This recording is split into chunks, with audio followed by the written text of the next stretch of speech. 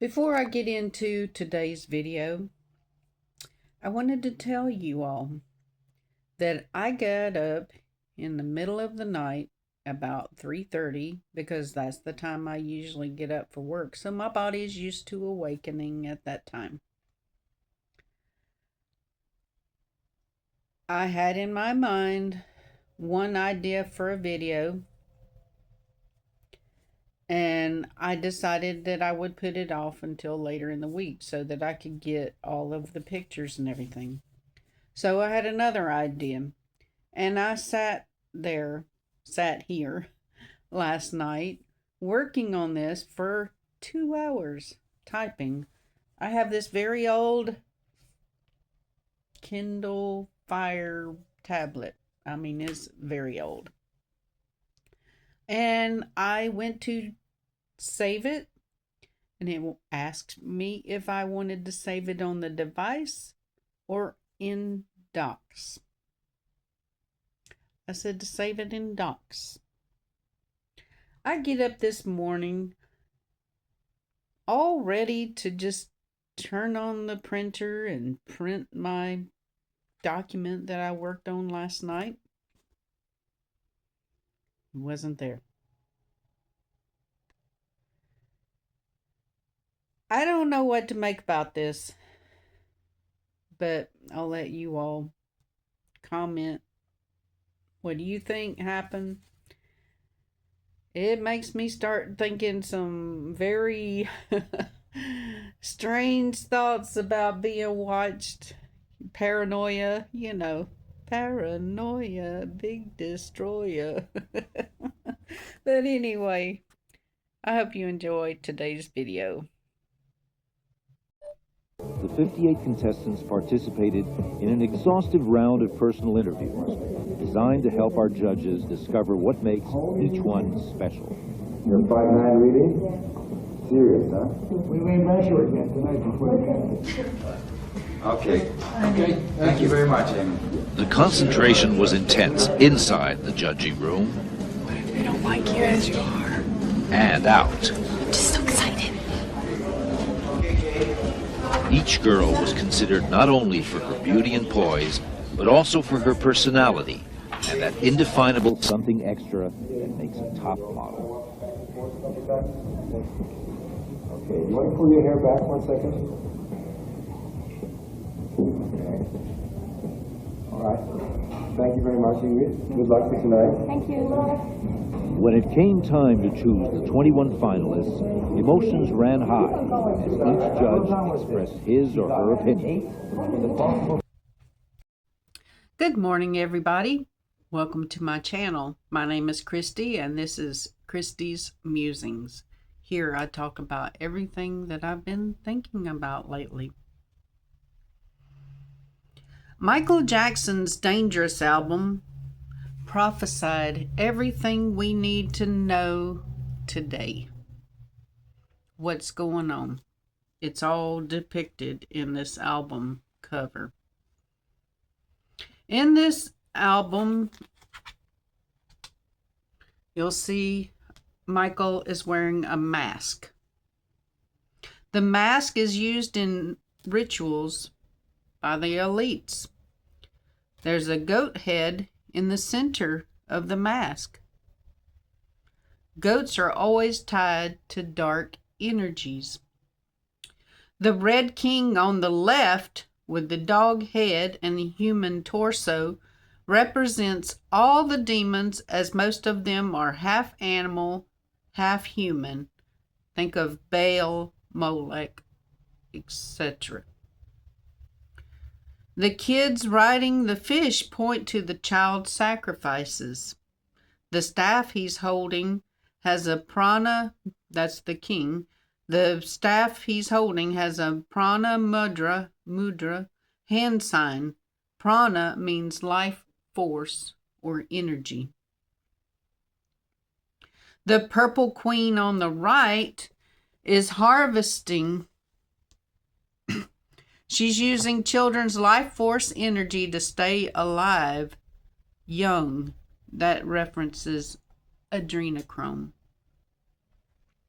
Adrenochrome is tied to the demon with a donkey head and a human torso called a dromlich.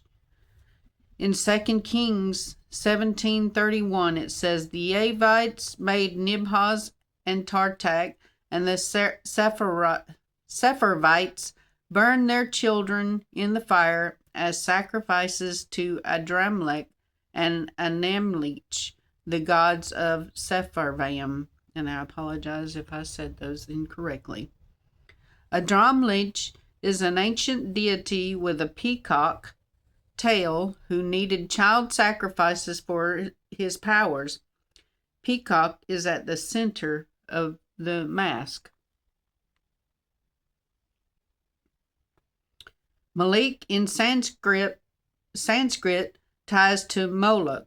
Baal in Sanskrit means child. Baal, B-A-A-L, means child.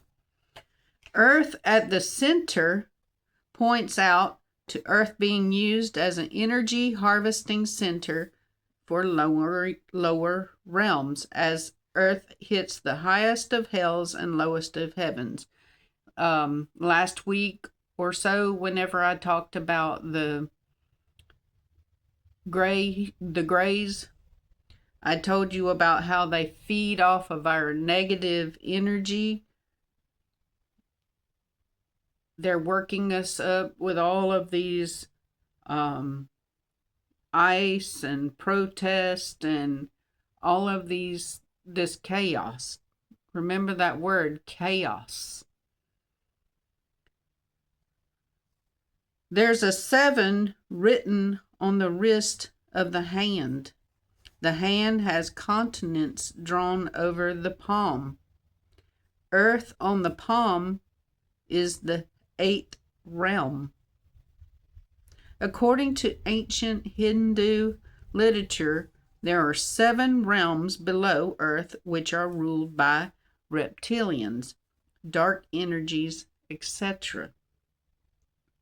There's a kid Michael coming out of the right conveyor belt with an all-seeing eye at the top. He's always under control of the elites. You'll also notice another kid behind Michael. There's a kid, the one I just talked about, there's a kid ready to go in the belt at the center. Standing in front of him is P.T. Barnum, aka the greatest showman on earth, who used to buy African Americans and exploit them. The kid holding a crocodile skull is referencing a reptilian. There's a head statue with a half white, half black face tone on the right gate, which represents how they turned Michael from black to white to exploit him. There's a kid Michael coming out. I read that part already. In palmistry, if you're looking at this palm, the middle finger represents Saturn, and it's not bandaged, and Saturn represents all the dark energies. The thumb is Mars, which represents human blood.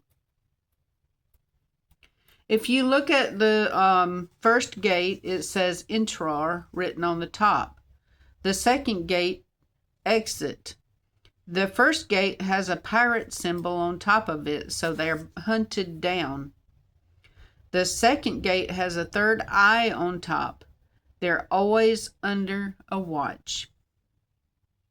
The 5-star pentagram on the center of the mask represents the 5 elements of magic: fire, water, earth, air, ether.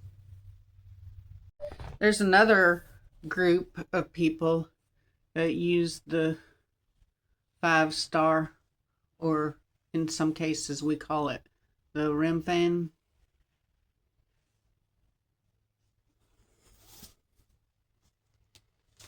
We've all seen the latest release of the e-files. EPSTEIN files. We've seen the horrific details, pictures of chicken and a baby foot. We've read things that implicate our commander-in-chief. Yet in every discussion, someone raises the question, what can we do about it? In previous videos, I've told you about people like Tom Philpott and even one of my relatives that was investigating crimes by people in the Dixie Mafia, and how he realized all of this activity went all the way to the top. I believe that the time to do anything has passed. I think we're kind of in the late stages of the game.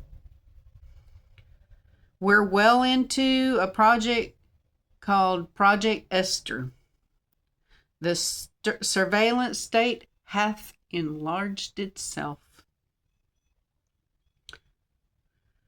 Now, people are begging for a savior.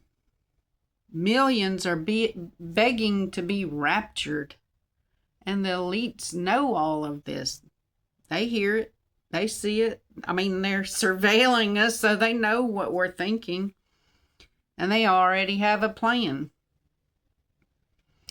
I told you all, and I'm repeating myself here, but I told you all last week that all of this anger, all of this stress, all this division is feeding the dark spirits, and they're building up strength for their release. Our venerable leaders are getting things ready for the greatest show on earth. People are begging for it, and they'll be doomed.